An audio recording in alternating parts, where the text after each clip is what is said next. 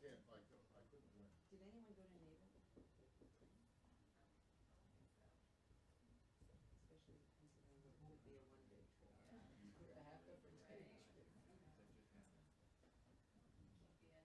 kind of wondered what it meant. Instead we're all baking and Squeeze it. I'm sorry, I feel into the baking. How could I? Thanks, bye.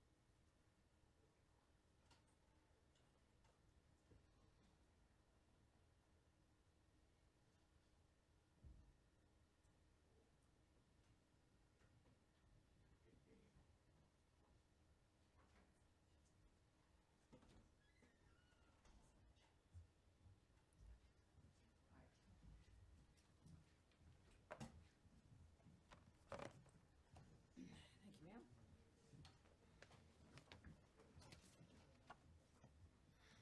Here. Hi, everybody. Thank you for coming. Appreciate you being here. I'll get mad at Fox when they try to come in here late. All right, you guys. Of course, a few comments here as we begin on this Tuesday. The past few days have proven that President Trump means what he says. America can be proud that we have a president who puts America first and is a peacemaker. As he said on his Truth Social, both Israel and Iran wanted to stop the war equally. It was my great honor to destroy all nuclear facilities and capability and then stop the war. Now, an update on the State Department's 24/7 efforts to assist U.S. citizens throughout the Middle East. The department has provided information and support to over 27,000 people seeking guidance regarding the conflict between Israel and Iran. The vast majority of people we are in touch with are seeking information, which we provide regularly. The State Department began assisted departure flights from Israel on June 21st. Flights have departed Israel with hundreds of U.S. citizens and lawful permanent residents and their accompanying immediate family members. We are grateful to our partners in the region and around the world for welcoming American citizens. We also extend our deep appreciation for the government of Qatar's cooperation in the defense of the Udeid Air Base, as well as our deep appreciation for the the Al Udeid Air Base, as well as the deep appreciation for the American men and women in uniform who are there and for the vital role they continue to play for U.S. and regional security.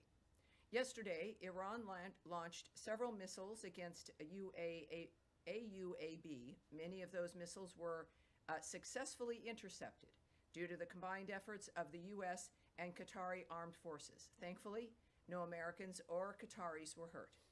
In further announcements today, Secretary Rubio has landed along with the president at the NATO summit at The Hague. As the secretary has noted, under President Trump's decisive leadership, we're driving historic change at NATO.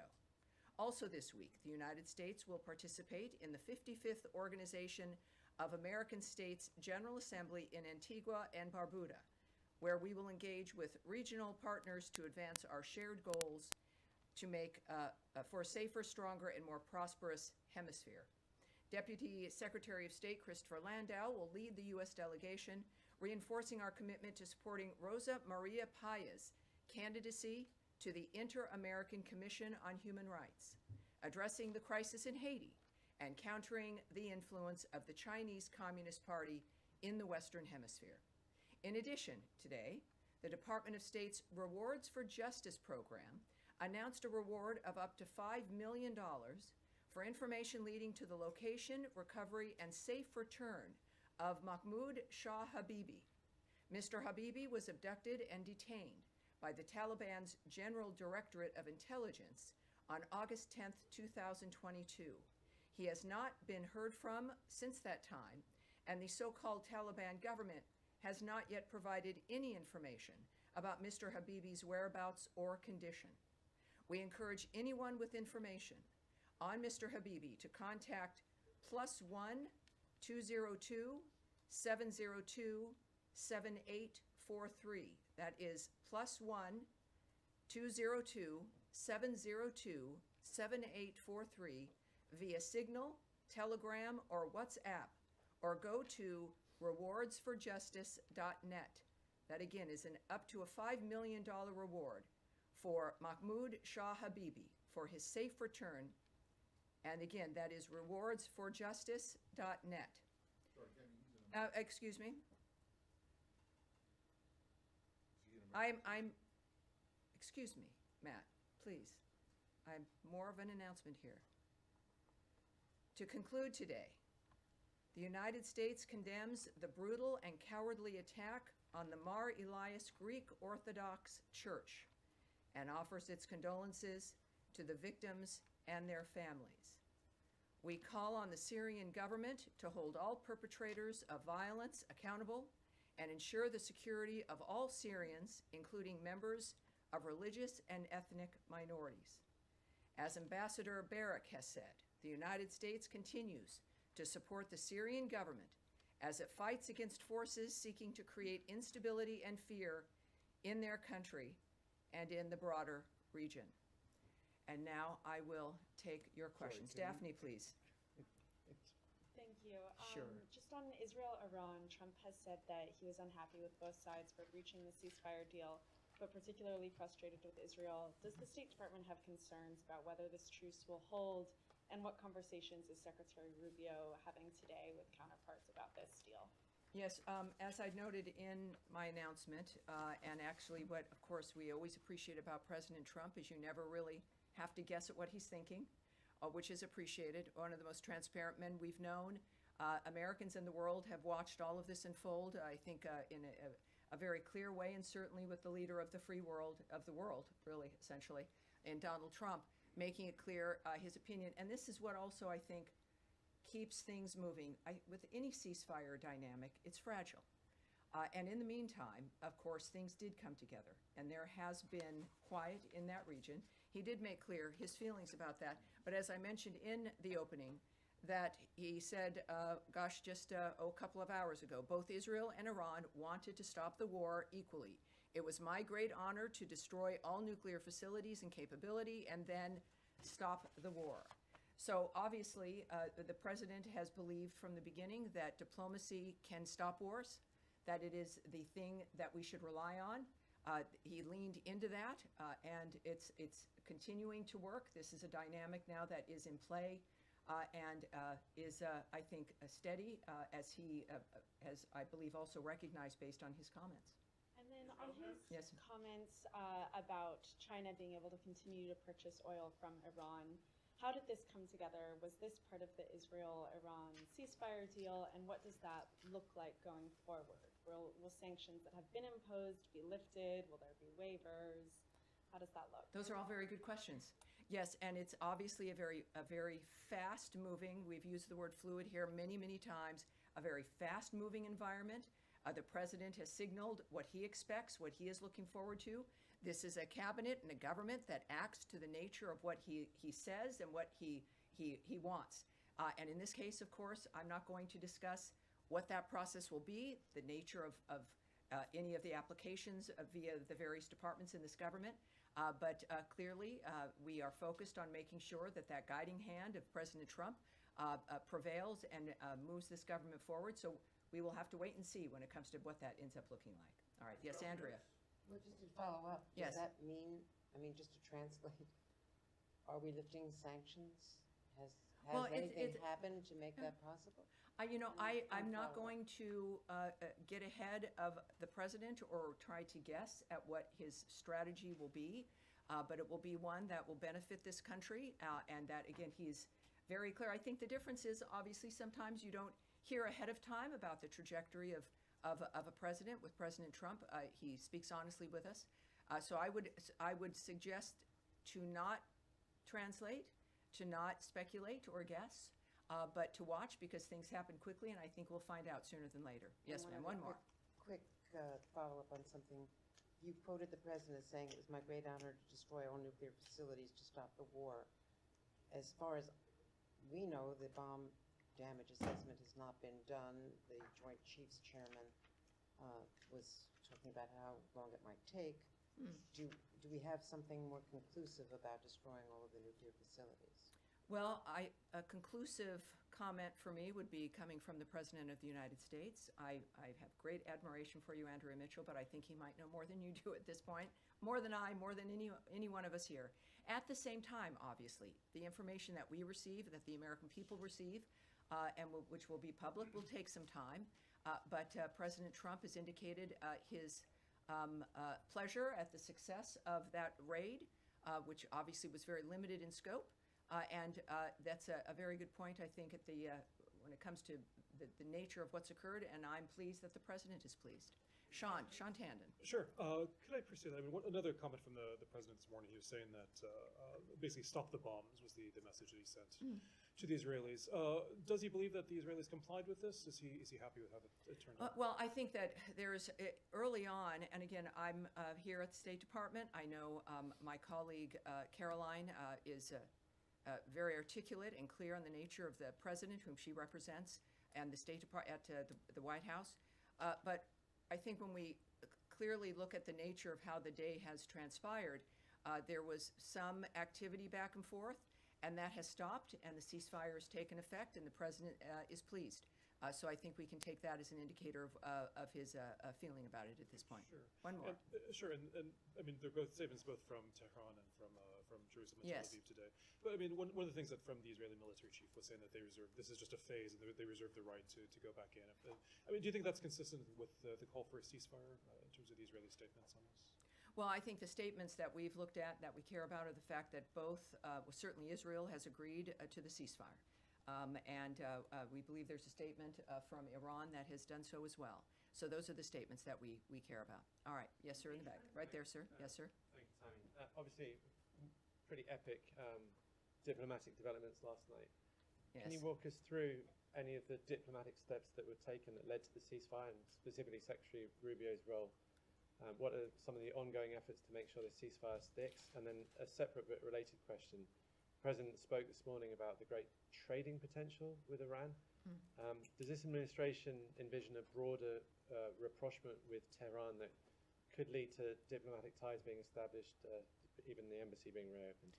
Well, on both those issues, I can't speak directly to them, but I can say a few things in that certainly I wasn't there. The Secretary of State was in a dynamic with the President that is a private dynamic as that team was addressing a war and the nature of how to stop it. So I can't speak to how that transpired or the decisions that were made, but obviously a successful evening, successful aftermath when it comes also to a very quick ceasefire. In the meantime, for your other question, which was, remind me again your second question? Well, President Trump this morning spoke a little bit about the potential for trade with Iran. Oh, the trade question. I was asking more about the Yes, potential obviously, rapprochement. again, while I can't speak obviously to the choices President Trump will make, what we do all know is that he is a businessman. Americans appreciate that about him, the nature of how he looks at the issue of national security and safety. And he has in the past addressed the issue of relationships with this country, keep other nations secure, that we are a good friend to have, that a friendship with the United States assists and helps facilitate the natural national security of another nation. So I I look at that and his approach in certain things, and that's been certainly his attitude about it, and it seems to be a correct one. It's one I agree with. So I think we'll see that if that in fact is the case here, and we'll find out. All right. Yes, ma'am. Thanks, Tammy. Is there any sort of monitoring mechanism for the ceasefire if it continues to hold? Will there be a third party that is making sure that both sides are adhering to this ceasefire? Well, as the State Department, I can't really speak to that. I think that's a DOD question and certainly a White House question. And then how do you view the next steps for nuclear talks potentially resuming in light of this ceasefire? Is there anything on the schedule, any follow-on conversations between the two sides to try to resume the talks that had been Well, scheduled? I can't speak to a schedule. I'm not going to guess or speculate about when something might happen. What we do know, and President Trump throughout this process had been tweeting about the fact that this would be a good time for negotiations to renew, for these talks to renew. Of course, with some disappointment that it got to this point. He has been committed to diplomacy and to discussions. Obviously, he's displayed that for these last 5 months, and I would think that that has not changed. So the commitment, not just from President Trump, but also from Secretary Rubio, to minimize the need and go out of your way for the need to not engage militarily, is clearly a hallmark for him and his view of national security and foreign policy, as it is for Secretary Rubio, and I would expect that approach and that commitment to remain the same. Yes, go ahead. Thanks, Tammy. Just to follow on that, over the weekend, the president, many other cabinet members, they said that the strikes by the U.S. military on Iranian facilities had obliterated the nuclear program. Because of that, do you see that as buying more time for these negotiations to play out? Has the urgency at all changed? And there are reports that Qatar has tried to mediate nuclear talks, try to restart those. Are you receptive of Qatari efforts at this point? Well, that's not something I can address in any detail at all. I do know that the president was very confident in his assertion of the destruction of those sites. That was necessary because of the point that he's had from the start of this, which is that Iran cannot have a nuclear weapon. That has been a very singular, clear point, and the understanding is now they're not going to have one. And that clearly might open the door for the people involved in those kinds of decisions about how to move forward. But that was, and the strikes indicated that. It was a very distinctive, limited strike regarding the issue that was in the forefront of the president's mind, that he made clear over and over again, that they will not have a nuclear weapon. And now they will not have a nuclear weapon. How we move forward from here is up to the President of the United States. Saeed, yes, sir. Thank you. Now that we have the ceasefire between Iran and Israel seems to be holding, Yeah. are we likely to see renewed efforts to have a ceasefire between Israel and Hamas and Gaza? I mean, just for figures, Tammy, maybe 400 people got killed in the exchanges between Israel and Iran. In the same period, like 700 Palestinians have died, many of them at the aid distribution center. Yeah, this is why, and we are reminded about why the ceasefire efforts are important. It is a reminder about why the president, and why we're lucky for President Trump to be our president and for Secretary Rubio to be focusing on changing the status quo on this planet and changing the old dynamic of wanting new ideas. It has been his hallmark from the start, and that has not changed. What we can say, and just as a reminder, Saeed, there is a deal on the table. Hamas must stop acting recklessly and accept it. As Special Envoy Witkoff has said, Hamas's recent response to the offer was totally unacceptable and only takes us backward. It hasn't been that long, right? A lot of stuff is happening in a short period of time. But the fact of the matter is that we've never stopped working for a ceasefire in the Gaza Strip. We've never stopped wanting that to end, to get us out of that repetition of something that has certainly made the first victims, the people of the Gaza Strip, and then everyone else. It's a reflection of what needs to end and what has been the problem. President Trump has made clear to, in this case, Hamas specifically, that they will face consequences if they continue to hold hostages, which they do, including those who have already passed away and those who are still living. Hamas has rejected repeated ceasefire proposals and therefore bears sole responsibility for how this is continuing. Saeed, if you have a chance, I don't know if you do in your work, to pose the same question to Hamas. It would be, you could, I hope you might be asking them. I'll do it through my articles. Right, I have right. no direct, All no right. direct communication. All right, with yes, them. sir, there in the middle here. Yep. Thank you very much. President Trump has long said that Iran should not have nuclear weapons. That is correct. That is clear. Do you think it is important for Iran to change its foreign policy because the U.S. always says it is the biggest state sponsor of terrorism and destabilizing region? I obviously can't speak to what's in the mind of the so-called leadership of Iran. I do know that the future of Iran is in the hands of the Iranian people. And whether or not certain individuals change their approach or belief, I think what has happened, the whole world has noted that the world has changed and that nothing will be the same. And how that plays out, we are very lucky that we have President Donald Trump, Secretary of State Marco Rubio, and a cabinet that is united in the nature of what we're trying to do for the next 3.5 years. One more, yes, sir. One more. And Please. Kurdistan regional government leadership strongly welcome President Trump's statement about peace. Do you want to comment on it? Well, no, there's again, things are happening and moving along so quickly. Obviously, everything in that region, in the Middle East, has changed. And we will have to see where those who are leading this charge and this change, again, the American leadership here with Trump, Rubio, and J.D. Vance, of course, just strong leadership across the board. We're very lucky, as we've seen also with Secretary of Defense Pete Hegseth. We are very early in this administration. Think about it. We are in the middle of June, and we've seen the results now of men and women who are focused. So we'll see, for the Kurds and others as well. Yes, sir. Thank you, Tammy. Two questions for you. Number one, especially considering the Secretary is now at NATO. Yes. Does the Secretary feel like European allies had America's back to the extent that they should in this Iranian operation? I'm not talking about militarily, but from a general support standpoint, beyond just platitudes of concern about the Iranian nuclear program, do you feel like you got backing from Europe on this? Well, I'm not going to comment or speculate on the feelings or assessments of our partners in any kind of dynamic. That's between them. It's about the leaders of the world. Right now, what I can tell you is that President Trump and Secretary Rubio are right there in The Hague at NATO for conversations with our partners throughout Europe. And I think that everyone expects that to be very successful. It's going to be a very exciting time. It's a perfect time for those conversations to be had. I'm not going to speculate on the nature of those any conversations or can speculate on the feelings of people either. Second question for you. Yes, sir. In terms of regime change in Iran, the initial message coming out of the administration was, we're not after regime change, we're after the nuclear weapons program.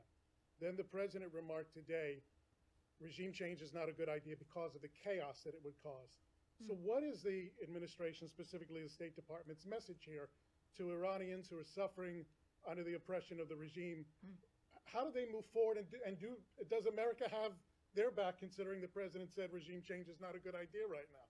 Well, again, that's in the perspective certainly of the president and what his actions, he feels what actions are important, what our intentions were. It was very clear from the start, from the very beginning.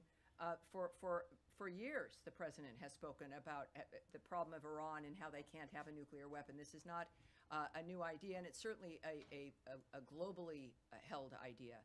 But we've said here at the State Department repeatedly in a number of different dynamics that the fates of countries belong in the hands of the people in those countries. That is the overriding general message of the Marco Rubio State Department.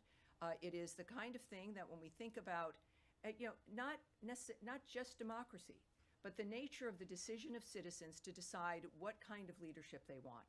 That is what our position is for certainly Iran and every other country on this planet. Yes, sir. Yeah. Thank you, Tammy. Two questions, one on your end. Have you received any signals or message from Iran that they are willing to come back to the table? This first. And secondly, are you still sticking with the proposal that you sent to Iran, or you are open to discuss more broadly? Well, again, as we know, many, many things have changed in just the last few days. And so I won't speak to what messages may have been sent to Iran, which would have been, of course, to the White House and to if Secretary Rubio as the National Security Advisor. So I would ask you to check with the White House for that. And the next one, Syria, yes. Yeah, on your opening remarks, you said that the United States is ready to help the Syrian government to fight against forces seeking to create instability. Would you elaborate that? What kind of support are you willing to offer to the Syrian interim government? Are you willing to help them or provide them military support? Well, I think already we know, of course, of the assignment as a special envoy of Ambassador Tom Barrack has been a very clear indicator of our commitment to helping Syria be able to be a functional and steady and stable government.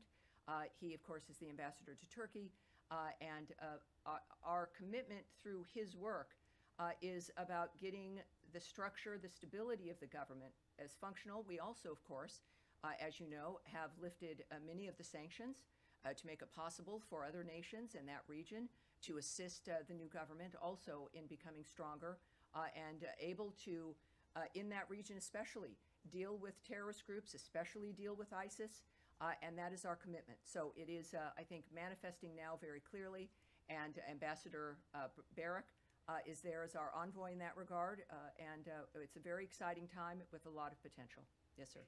Yeah, yes, sir. In the gray suit there. Yes, sir. Thank you, Tammy. You've been in the negotiations process with the Iranians for almost the last 2 months at the State Department. And the Iranian foreign minister just last Friday, he said that they suspect that the negotiations with the U.S. Used as a cover for the Israeli attack. And a day after that came the U.S. raid on Iranian nuclear establishment there and the buildings. Are you able to restore the trust between you and Iran?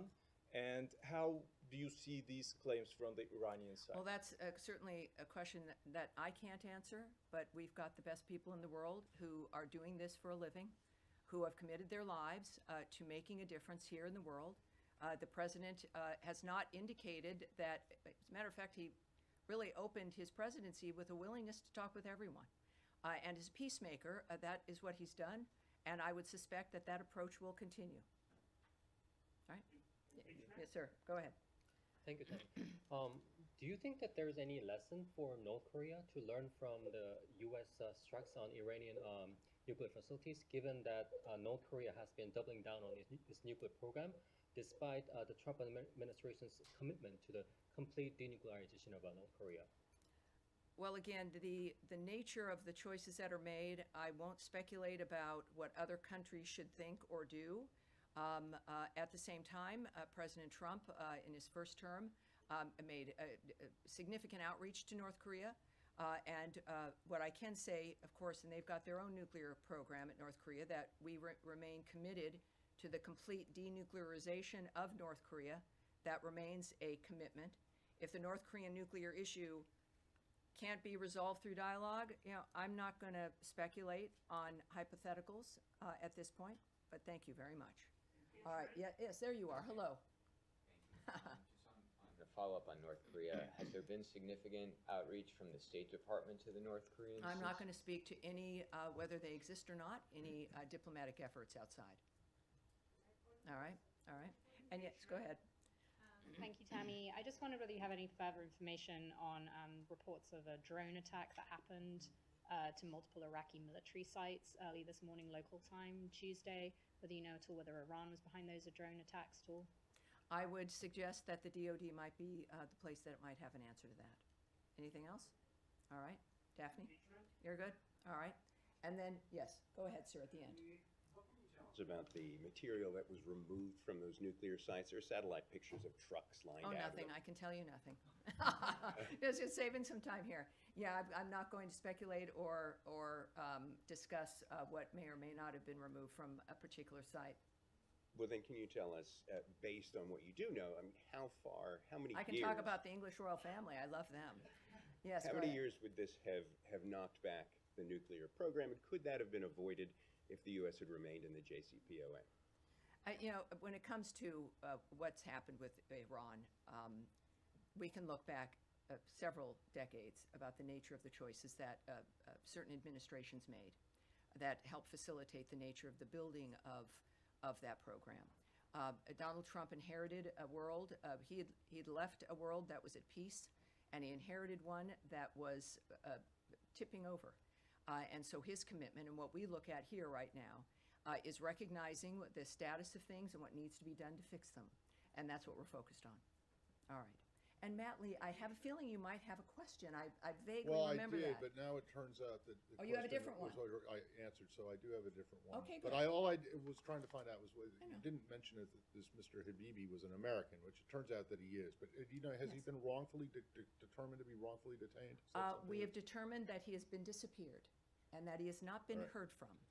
And that is why there's the rewards for justice, is that he was taken and he has not been heard from since. Okay. And we are hoping that this appeal may bring forward, with up to $5 million, it makes a difference in everyone's lives, Sure it does. that we might get some information about him. Okay, then just the other thing was, you had been asked earlier and yesterday, I think, about this money that is apparently going to go to fund the Gaza Humanitarian Foundation. Have you Yes. been able to uncover anything about that? Well, here's what has always been the case with the Gaza Humanitarian Foundation. I now know that there's, I think it's close to 44 million meals that have been distributed, which is a pretty darn good record, and they continue now at 4 sites to distribute them. We have repeatedly noted that we have not funded this entity, but it is, I believe, really the response of the call from President Trump for that region and that area in particular, that we've got to have new ideas about how to change the nature of what's occurring. The region has stepped up, other nations have stepped up, agreeing that the situation in Gaza has to be dealt with differently. We have to refuse to let it continue. And while we have a humanitarian crisis manifesting, is to do our best in an area that a terrorist group refuses to cooperate, ignores ceasefires, continues to hold hostages, and refuses to put down their weapons, that we are committed to endorsing, helping, promoting efforts to make a difference. When it comes to how that will manifest for the GHF, I can't say right now, but again, it's nice to know that 44 million meals have been distributed. That, like everything else for the last few days in the Middle East, everything has changed. How that manifests in the Gaza Strip is yet to be determined, but I'm sure we have another briefing on Thursday, and who knows, we'll have something new at that point as well. All right, yes, go ahead. And this will be it, Tammy, yes. this weekend, Keith Kellogg went to Belarus and it secured the release of 14 political Yes. prisoners. Do you have any more details on those efforts? And did the Lukashenko regime get anything for releasing these prisoners, sanctions relief? I do have a few or things I can say to you about that, and this is the condition of our world. This is a huge story, and it really is, comes up later, but it tells you the nature of what's transpiring. While in Minsk, the U.S. delegation led by General Keith Kellogg, Special Presidential Envoy for Ukraine, met with the leader of Belarus and his team.